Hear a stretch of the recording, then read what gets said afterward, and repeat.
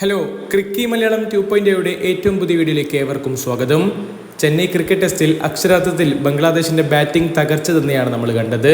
ഇന്ത്യയുടെ ഒന്നാം ഇന്നിംഗ് സ്കോറായിട്ടുള്ള 376 എന്ന വമ്പൻ റൺസിന് മറുപടിയായി രണ്ടാം ദിനം ക്രീസിലേക്ക് ഇറങ്ങിയ ബംഗ്ലാദേശ് വെറും 149 റൺസ് എടുത്തുകൊണ്ട് ഓൾ ഔട്ട് ആയിരിക്കുന്നു. 227 റൺസിന്റെ ഒന്നാം ഇന്നിംഗ്സ് ലീഡാണ് ഇപ്പോൾ ടീം ഇന്ത്യ സ്വന്തമാക്കിയിരിക്കുന്നത്. ബംഗ്ലാദേശിനെ ഫോളോ ഓൺ ചെയ്യാതെ പ്രതീക്ഷിച്ചത് പോലെ തന്നെ ഇന്ത്യ രണ്ടാം ഇന്നിംഗ്സ് ബാറ്റിംഗിന് ഇറങ്ങിയിട്ടുണ്ട്. നിലവിൽ ഈ ഒരു വീഡിയോ ചെയ്യുന്ന സമയത്ത് രോഹിത് ശർമ്മയുടെയും അതുപോലെ തന്നെ ജയ്സ്വാളിന്റെയും വിക്കറ്റുകളാണ് ടീം ഇന്ത്യക്ക് നഷ്ടമായിരിക്കുന്നത്. ഹിറ്റ്മാൻ ഒരിക്കൽ കൂടി നിരാശപ്പെടുത്തിയിരിക്കുന്നു. തീർച്ചയായിട്ടും രോഹിത്തിന്റെ ആരാധകർക്ക് അതല്പം നിരാശാജനകമായുള്ള കാര്യം തന്നെയാണ്.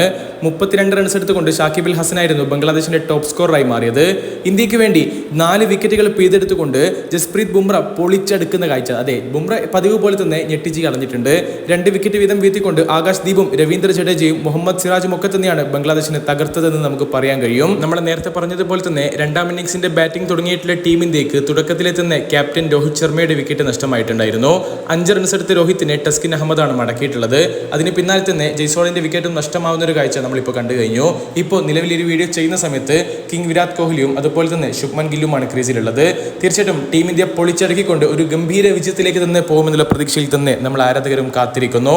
ഏതായാലും അക്ഷരാർത്ഥത്തിൽ ബംഗ്ലാ കടുവകളെ ആദ്യ ഇന്നിംഗ്സിൽ വീഴ്ത്തിക്കൊണ്ട് അല്ലെങ്കിൽ കൂട്ടിലടച്ചുകൊണ്ട് ടീം ഇന്ത്യ പൊളിച്ചടക്കിയിരിക്കുന്നു. അക്ഷരാർത്ഥത്തിൽ വലിയ തോതിൽ തന്നെ അവർ ഡോമിനേറ്റ് ചെയ്തിരിക്കുന്നു. നമുക്കറിയാലോ, ഈ അടുത്ത് തന്നെ പാകിസ്ഥാനെ അവരുടെ നാട്ടിൽ പോയിട്ട് ടെസ്റ്റിൽ തോൽപ്പിച്ചുകൊണ്ടുള്ള ആത്മവിശ്വാസത്തിലാണ് ബംഗ്ലാദേശ് ഇന്ത്യയിലേക്ക് എത്തിയതെങ്കിൽ മക്കളെ, ഇത് ടീം ഇന്ത്യയാണ്.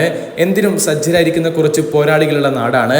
ഏതായാലും ടീം ഇന്ത്യയുടെ ബൗളർമാർ അക്ഷരാർത്ഥത്തിൽ ബംഗ്ലാദേശിനെ കൂട്ടിലടച്ചു എന്ന് തന്നെ വേണം പറയാൻ. 47.1 ഓവറിൽ തന്നെ ബംഗ്ലാദേശ് ഓൾ ഔട്ട് ആയി പോയിരിക്കുന്നു.